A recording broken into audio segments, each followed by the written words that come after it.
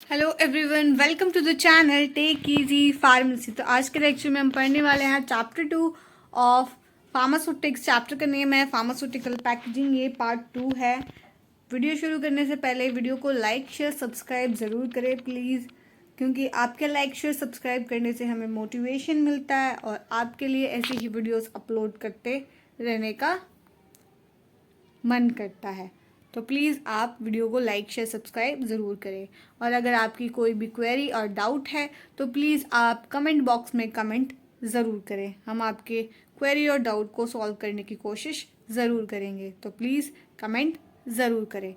तो इससे previous lecture में हमने पढ़ा था इंट्रोडक्शन कि पैकेजिंग क्या होता है।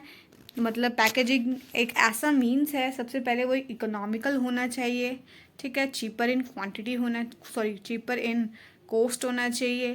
फिर उसके बाद में वो कंप्लायंस प्रोवाइड करे, प्रोटेक्शन प्रोवाइड करे, कन्वीनियंस प्रोवाइड करे, ड्रग के बारे में इंफॉर्मेशन प्रोवाइड करे, ठीक है, और हमारे फार्मास्यूटिकल फॉर्मुलेशन को फिज़िकली, बायोलॉजिकली, केमिकली और इन्वायरमेंट से सभी चीज़ों से प्रोटेक्ट करे, मैकेनिकल हार्म ना हो उसे उससे भी प्रोटेक्ट करे। ये सब किसके काम है? हमारे फार्मास्यूटिकल पैकेजिंग के।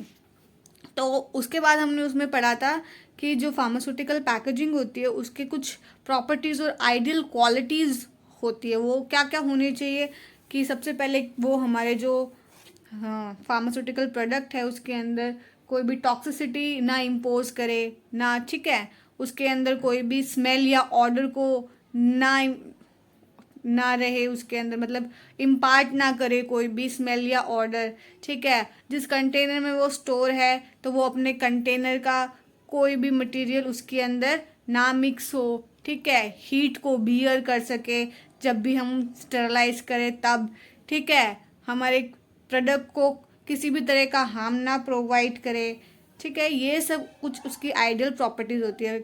चीपर इन कॉस्ट होना चाहिए, इकोनॉमिकल होना चाहिए, लेसर इन वेट होना चाहिए, इजी शिपमेंट और हैंडलिंग होनी चाहिए। ये सब उसकी क्या थी? आइडियल क्वालिटीज़ थी। फिर उसके बाद में हमने पढ़ा था कि हमारे जो पैकेजिंग होती है वो कितने टाइप की होती है। तो पैकेजिंग बेसिकली होती है हमारी 3 टाइप की होती है। प्राइमरी पैकेजिंग, फिर हमारी सेकेंडरी पैकेजिंग और फिर उसके बाद में हमारी होती है टर्शरी पैकेजिंग। तो प्राइमरी पैकेजिंग क्या होती है? प्राइमरी पैकेजिंग जो हमारी ड्रग से डायरेक्ट कांटेक्ट में होती है वो होती है हमारी प्राइमरी पैकेजिंग।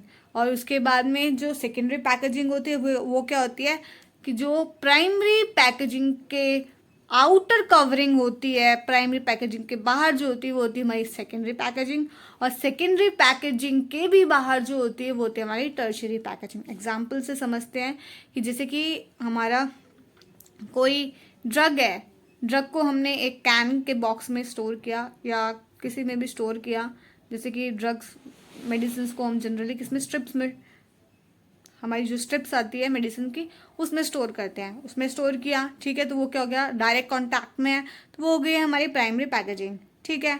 फिर उसके बाद में उस स्ट्रिप को या फिर उस कंटेनर को हमने क्या किया?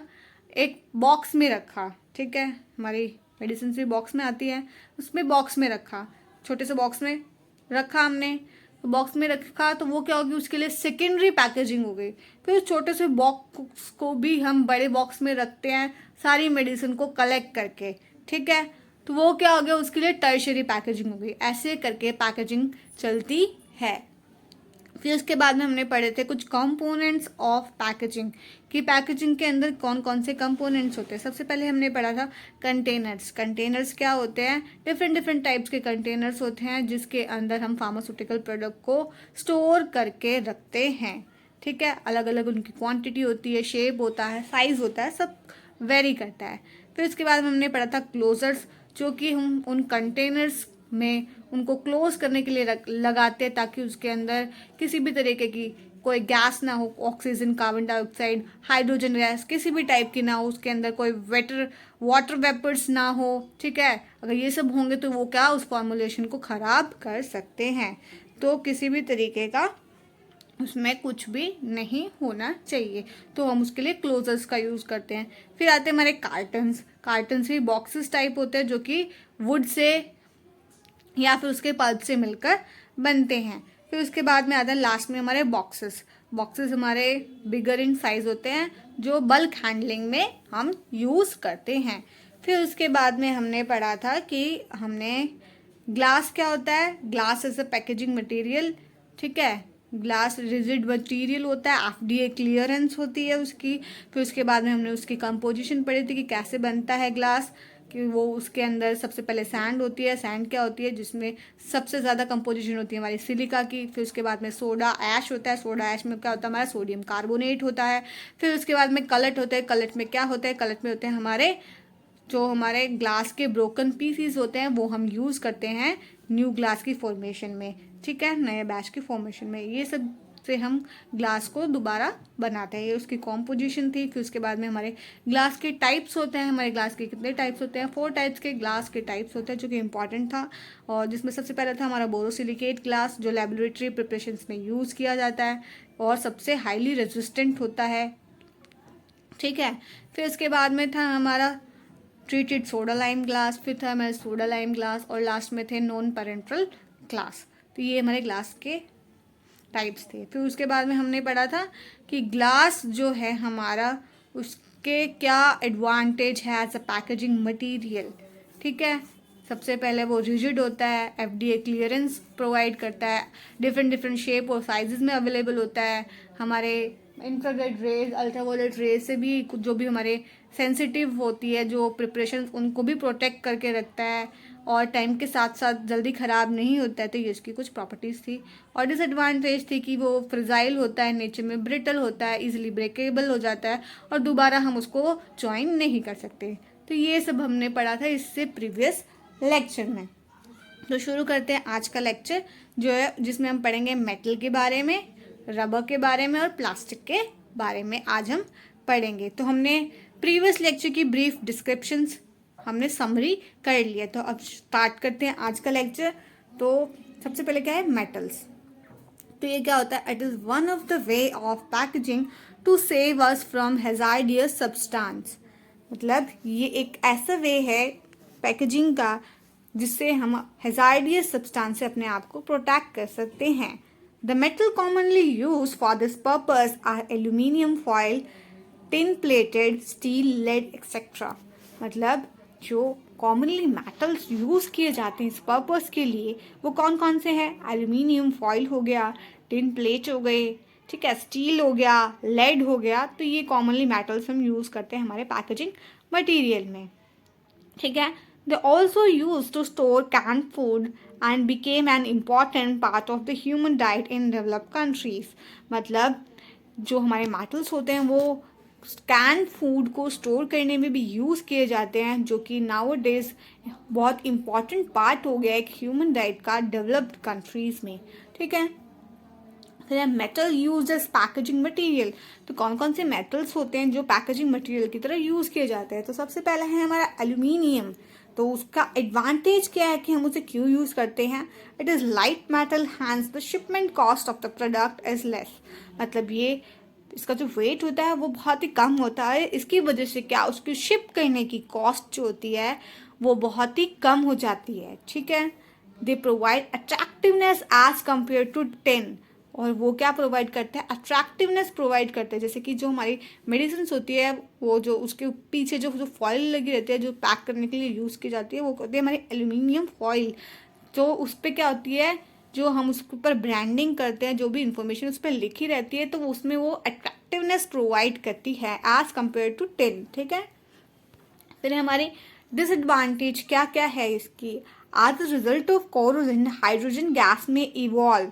कोरोजन की वजह से जो उसके अंदर हाइड्रोजन गैस है वो इवॉल्व हो सकती है। Any substance that reacts with the oxide containing can cause corrosion. मतलब कोई भी सब्सटेंस है जो कि रिएक्ट करता है ऑक्साइड के साथ, कोडिंग बना लेता है, वो कोरोजन को कॉज कर सकता है। कोरोजन मतलब रस्टिंग, जो जंग लग जाता है, ठीक है, आयरन में, उसको कोरोजन कहते हैं। आयरन में उसे रस्टिंग कहते हैं, वैसे कोरोजन, ठीक है। यूज़ क्या है, एल्यूमिनियम ऑइंटमेंट ट्यूब्स बनाने के लिए, स्क्रू कैप्स बनाने के लिए हम एल्यूमिनियम का यूज़ करते हैं, ठीक है।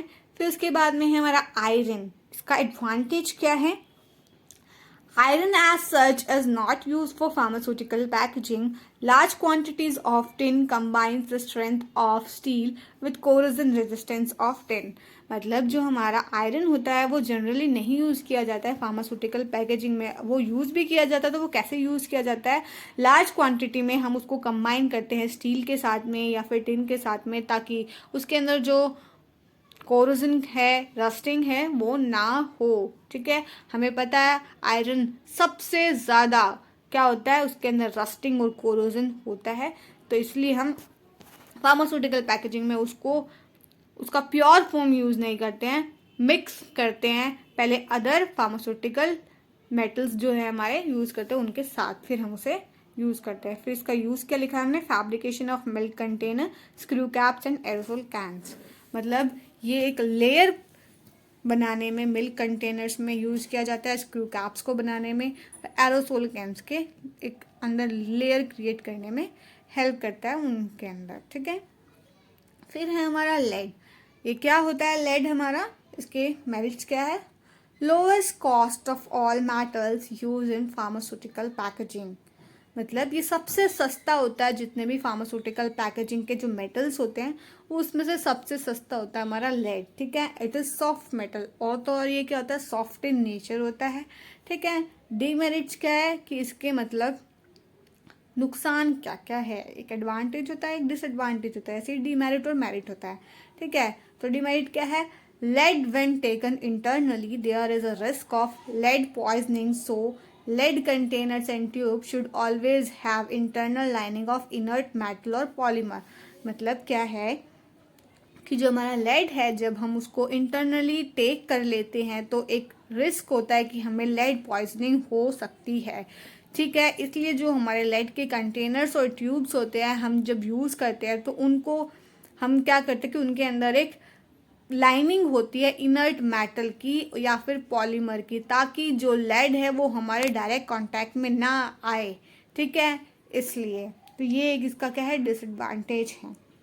यूज़ क्या क्या है, with lining lead tubes are use for products such as fluoride toothpaste. जब हम उसके अंदर लेड के अंदर लाइनिंग प्रोवाइड कर देते हैं तब हम उसको यूज़ करते हैं प्रोडक्ट को स्टोर करने के लिए, जैसे कि हमारे फ्लोराइड टूथपेस्ट होते हैं उनको पैक करने के लिए हम यूज़ करते हैं.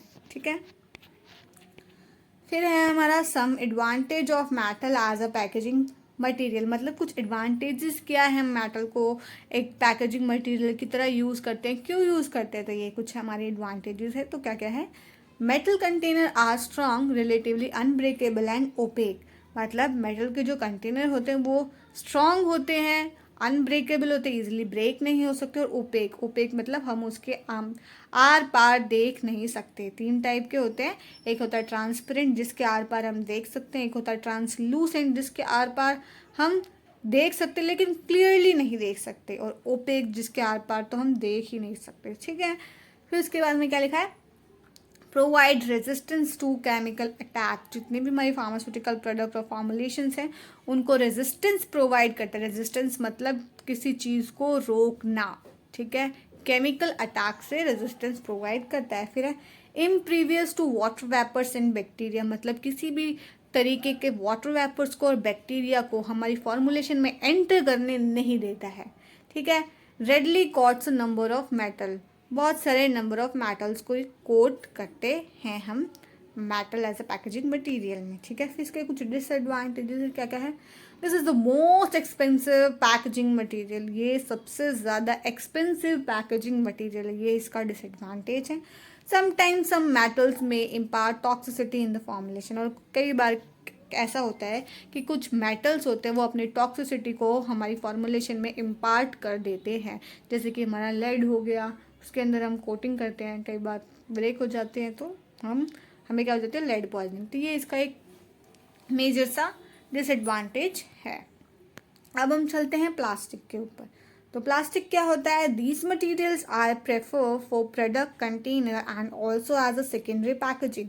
मतलब ये ऐसे टाइप के मटेरियल होते हैं जो कि हम प्रेफर करते हैं एक प्रोडक्ट और कंटेनर के लिए, और ये एक सेकेंडरी पैकेजिंग की तरह यूज़ किए जाते हैं. These are classified into thermosets and thermoplastic. इनको हम दो कैटेगरीज में डिवाइड करते हैं। फर्स्ट है हमारा थर्मोसेट, दूसरा है हमारा थर्मोप्लास्टिक। ठीक है। Plastic can be used for several types of pack like rigid bottles for tablets and capsule, squeezable bottles for eye drops and nasal sprays and jars, flexible tubes and strips and blister packs। मतलब जो हमारे plastic होता है हम उसको use करते हैं several type से, जैसे कि हमने उससे रिजिड बॉटल्स बनाई टैबलेट्स के लिए, कैप्सूल्स के लिए स्क्वीजेबल बॉटल्स बनाई, हमारी आई ड्रॉप्स के लिए, नेज़ल स्प्रेज के लिए बॉटल्स बनाई, जार बनाए, फ्लेक्सिबल ट्यूब्स बनाए, स्ट्रिप्स बनाए, ब्लिस्टर पैक्स बनाए, सब हम किससे बनाते हैं? प्लास्टिक से। ठीक है। उसके बाद में कुछ है एग्जाम्पल्स। सबसे पहला है पॉलीइथाइलीन। ठीक है। ये क्या होता है? This is available as high and low density polythene या फिर पॉलीइथाइलीन, जिसको हम हमारे लोकल लैंग्वेज में कहते हैं पॉलीथीन, वो क्या है? पॉलीइथाइलीन। ठीक है। Low density polyethylene LDPE।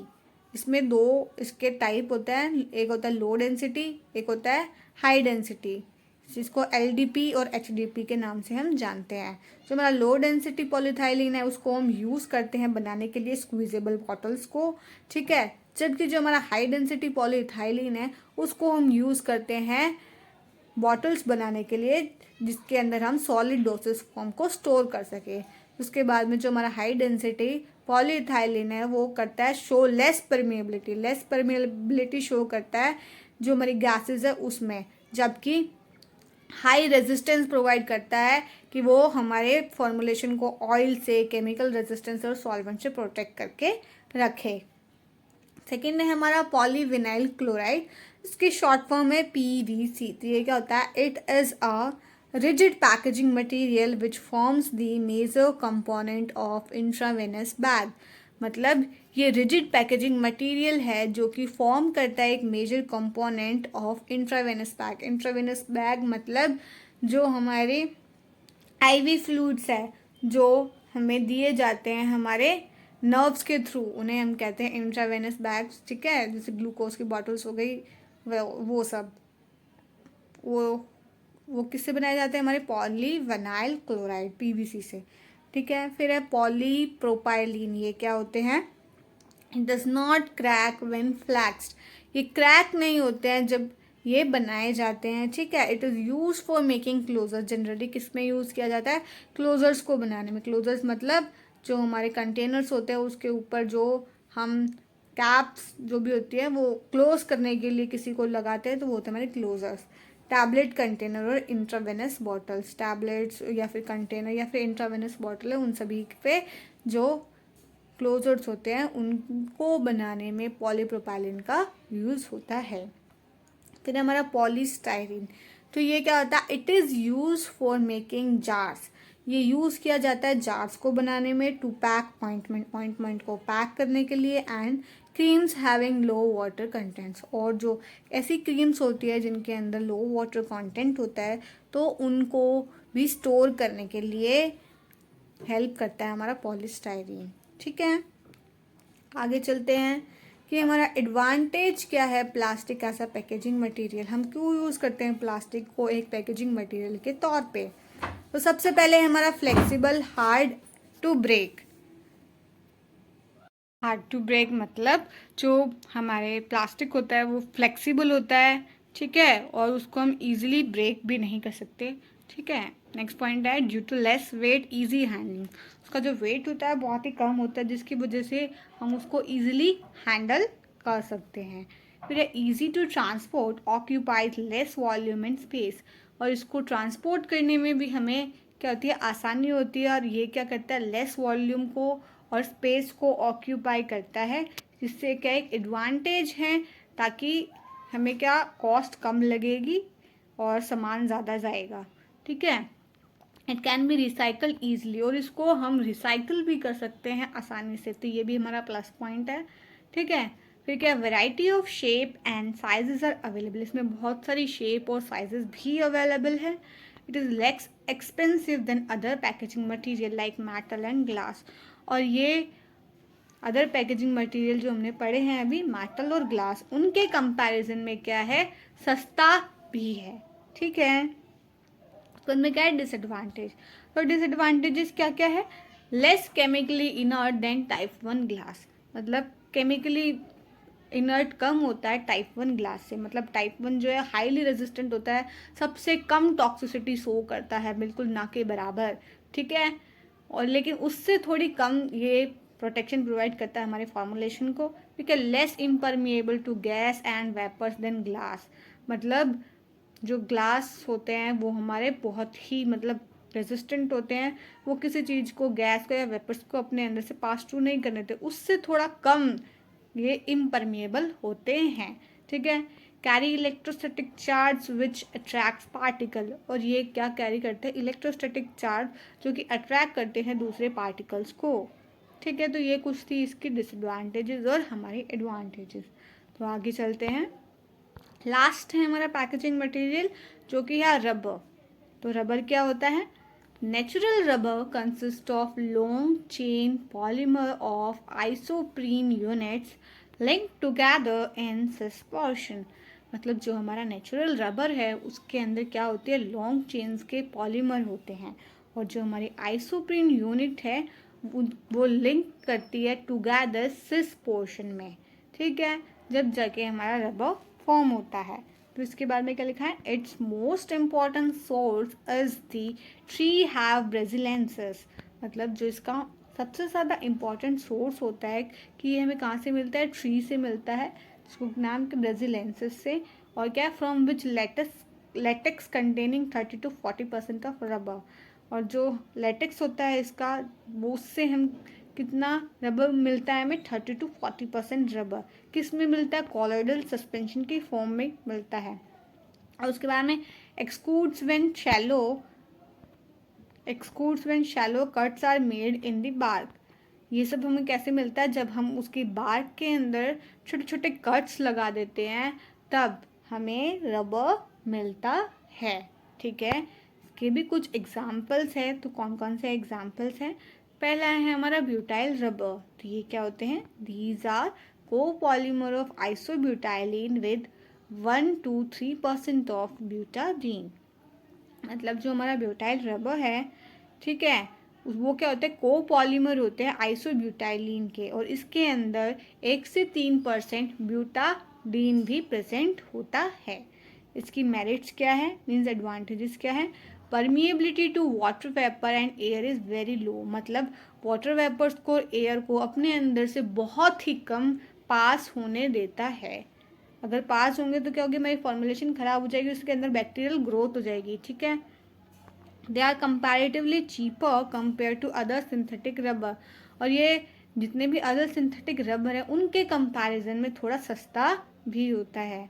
Slow decomposition take place above 130 degree Celsius, मतलब ये मतलब जो डिकम्पोजिशन होता है इसका वो भी कम होता है, स्लो होता है 130 डिग्री सेल्सियस के अबव। तो इसके बाद में क्या है, डीमेरिट्स, तो डीमेरिट्स क्या क्या है, oil and solvent resistance is not very good, oil और सॉल्वेंट से जो इसका रेजिस्टेंस है वो इतना अच्छा नहीं है, ठीक है। इसके बाद में नाइट्राइल रबर, तो ये किस टाइप के रबर होती है, मेरिट्स क्या है, oil resistance due to polar nitrile group and heat resistance, मतलब ये ऑयल रेजिस्टेंट भी प्रोवाइड करता है, किसकी वजह से, क्योंकि इसके पास में पॉलर नाइट्राइल ग्रुप प्रेजेंट होता है, जिसकी वजह से ये हीट रेजिस्टेंस भी प्रोवाइड करता है हमारी फार्मास्यूटिकल फॉर्मुलेशन को। फिर है हमारा डीमेरिट्स में हमारा absorption of bacteria sites and leaching of extractive are considerable, absorption हो जाती है कई बार बैक्टीरिया साइट्स की, और जिसकी वजह से जो हमारे लीचिंग और एक्सट्रैक्टिव कंसिडरेबल हो जाते हैं हमारे फार्मास्यूटिकल प्रोडक्ट में, ठीक है। तो ये इसका डिसएडवांटेज है। फिर है हमारा क्लोरोप्रीन रबर, तो ये क्या होता है, these are polymer of 1:4 chloroprene resistant to oxidation, hence these rubbers as well, मतलब ये क्या है, पॉलीमर्स है 1:4 के क्लोरोप्रीन के, ठीक है, 1:4 में पॉलीमर्स का कॉम्बिनेशन है क्लोरोप्रीन के, मेरिट्स है इसकी कि इसके अंदर क्या है कि प्रेजेंस है Cl ग्रुप का, जो कि क्लोज होते हैं डबल बॉन्ड से, जिसकी वजह से क्या होता है, जो ये रेजिस्टेंस प्रोवाइड करते हैं कि कोई ऑक्सीडेशन ना हो और जो हमारा रबर है उसकी शेल्फ लाइफ क्या हो, इंक्रीज हो जाए। ठीक है, these rubber are more polar hence resistance, और ये जो रबर होती है वो पॉलर होती है, तो इसकी वजह से क्या होती है, मोर रेजिस्टेंस प्रोवाइड करती है। हीट स्टेबिलिटी इज़ गुड, इसकी जो हीट की स्टेबिलिटी है वो अच्छी होती है अप टू कहाँ तक, 1500 डिग्री सेल्सियस तक। लास्ट है हमारा सिलिकॉन रबर, तो ये क्या होता है, इसकी मेरिट्स क्या है, heat resistance up to 2500 degree Celsius, मतलब ये हीट रेजिस्टेंस प्रोवाइड कर सकता है कब तक, 2500 डिग्री सेल्सियस तक में। ठीक है, extremely low absorption and permeability of water, तो बहुत ज़्यादा कम ये क्या होता है, या तो वाटर को बहुत ज़्यादा कम एब्जॉर्ब करेगा या फिर उसको परमिट ही नहीं करेगा अपने अंदर से पास थ्रू होने में। ठीक है, इसकी होती है पुअर टेंसाइल स्ट्रेंथ। डीमेरिट्स क्या है, दे आर एक्सपेंसिव, ये अच्छा है तो ये क्या है, थोड़ा सा एक्सपेंसिव है, तो इसी वजह से ये क्या देती है, इसकी एक डीमेरिट है। तो आज का लेक्चर हमारा कंप्लीट हो गया है, तो इससे नेक्स्ट लेक्चर में हम कंटिन्यू करेंगे हमारा चैप्टर 3 ऑफ फार्मास्यूटिक्स। ठीक है, चैप्टर का नेम है हमारा फार्मास्यूटिकल एड्स, तो वो हम पढ़ेंगे अब हमारे इससे नेक्स्ट वाले लेक्चर में। तो आई होप आपको लेक्चर समझ में आया होगा, एक एक वर्ड आपको क्लियर हुआ होगा। अगर फिर भी कोई डाउट्स हैं तो प्लीज़ आप वीडियो के नीचे कमेंट सेक्शन में कमेंट ज़रूर करें, हम आपके डाउट्स ज़रूर से सॉल्व करेंगे। अगर वीडियो अच्छी लगी है तो प्लीज़ लाइक शेयर सब्सक्राइब ज़रूर करें एंड हमें सपोर्ट करें, एंड थैंक्स फॉर वॉचिंग।